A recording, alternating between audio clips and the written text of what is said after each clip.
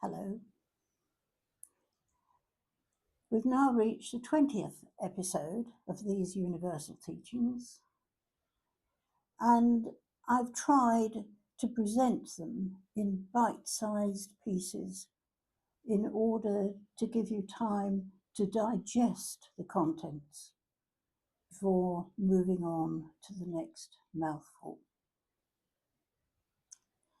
As I suggested in the last episode, it's really important to mull over each concept with your mind as open as possible and seeing whether something is acceptable or challenging, and if so, why. Think about it. If we just accept or reject something without investigation, we're likely to stay in the same old rut. And that's probably a rut caused by somebody else.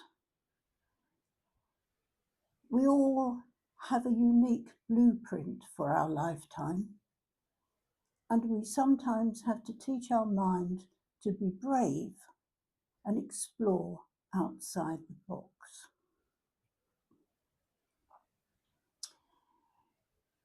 Early on in the Zed channelings, we were told the teachings must be examined and choices made.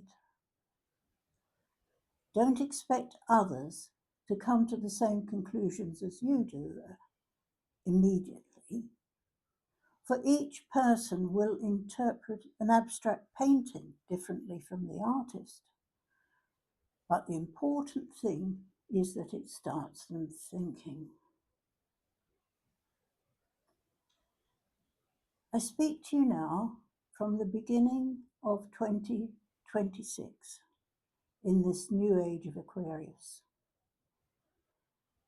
A golden age, we were told, a time of turning, when mankind will unite in love and harmony, and love is the key. We certainly need some turning in this world. Back then, we were told that it requires a large number of spiritually aware people to start this process, to impart the message of love. How strange it is, then, to realize that it's some 38 years since the Zed channel opened for these universal teachings to be given at this exact time. Strange also to realize that there was no such thing as social media then. No YouTube, no podcasts, and no scrolling through a barrage of information on a daily basis. Getting the message out then was a comparatively slow process, and yet now it can be an even greater challenge for us to focus and be still, to resist the temptation of more and more information from more and more places, and to allow ourselves to consider the words and see where they may fit into our lives. But unless this is done, we cannot turn inwards to where our true identity of love and awareness lies. And the teachings would then simply remain as words, amongst other words, as they scroll by on our screens. This is choice. Another thing about these teachings, compared to many others, is their simplicity. They're not complicated, they're not shrouded in mystery or reliant on wealth or rituals or joining something. Like the subtitle I chose, to the Bridge of Awareness book. They are a handbook for understanding life, and they are available to all. But as Zed said, the written word is only of value when acted upon.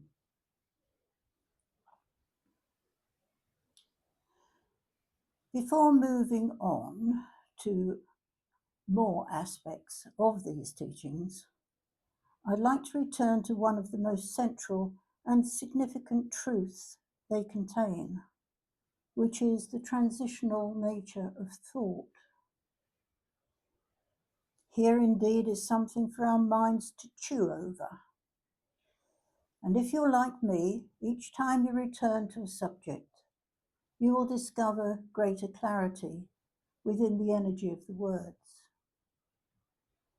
It's not that the words have changed, but our perception of them changes and deepens. So thought is man's closest link to spiritual energy, we are told. Our thoughts travel through time and space. Isn't that amazing?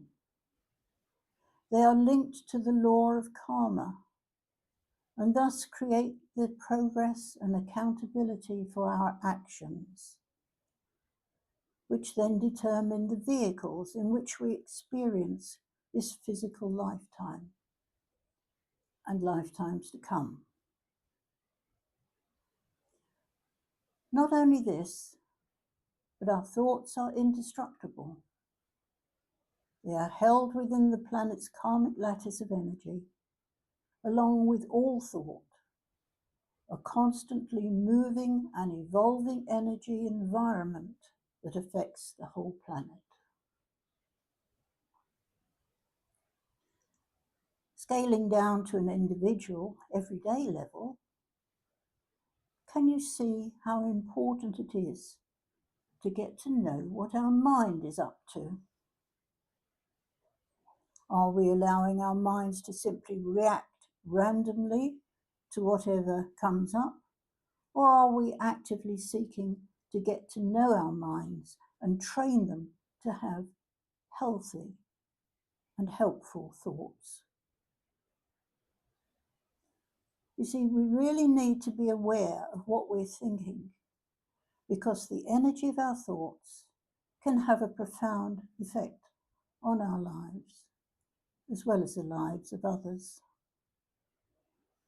The ancients understood that thought is the greatest power in the body, and science is now catching up with that knowledge. Obviously, there are different, what we might call strengths of thought. For example, saying, what coat should I wear today? That's a thought, as opposed to, oh, I'll never forgive him for that, which is a very powerful one. So how can we deal with those harmful thoughts that seem to pop up uninvited, or even those thoughts that lie buried in the subconscious regions of our minds? Well, the first step is to make a commitment to deal with them, to take times to sit and quietly contemplate,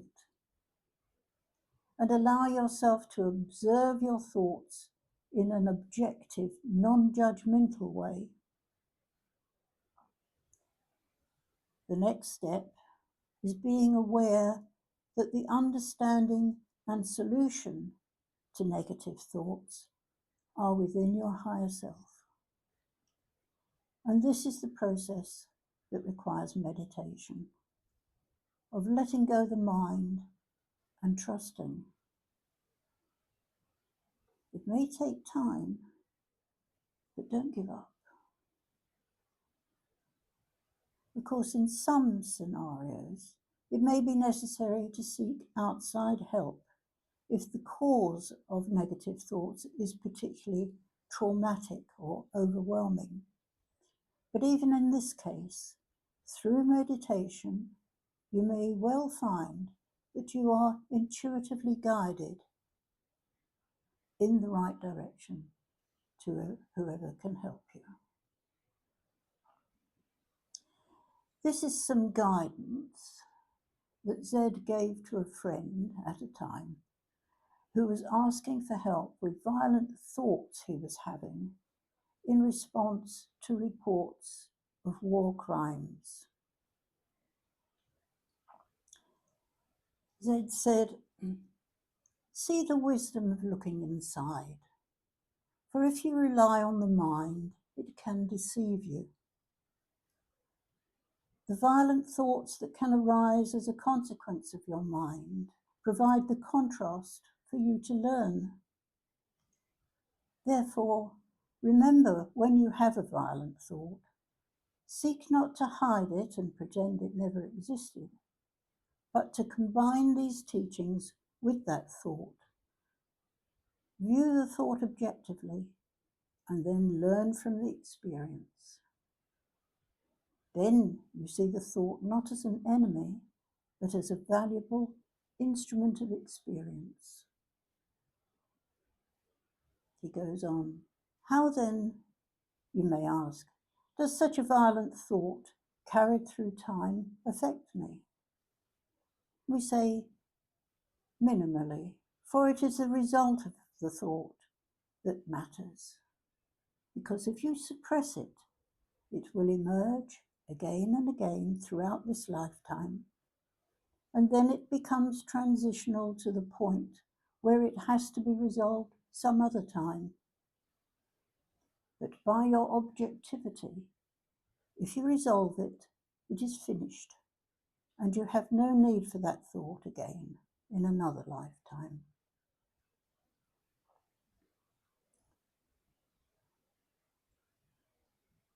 As I've said before,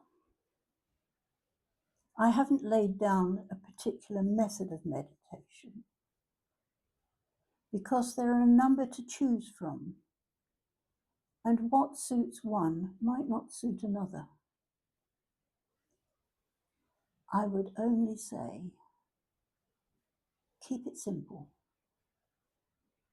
Drop the expectations and make it your regular routine and your friend. Well, I hope you're finding these teachings meaningful and helpful. If you are, please consider endorsing this channel by following, subscribing, liking or sharing. It really does help. Thank you so much.